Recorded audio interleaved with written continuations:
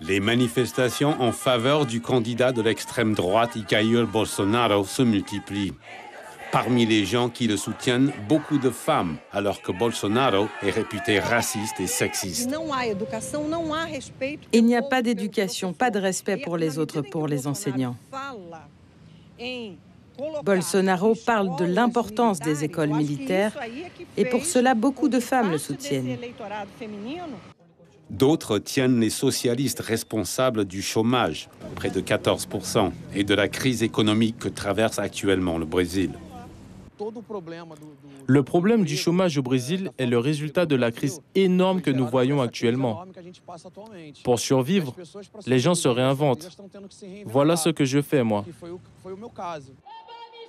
Beaucoup de Brésiliens du centre et de la gauche se retrouvent de plus en plus unis au sein du mouvement Elinao. Pas lui.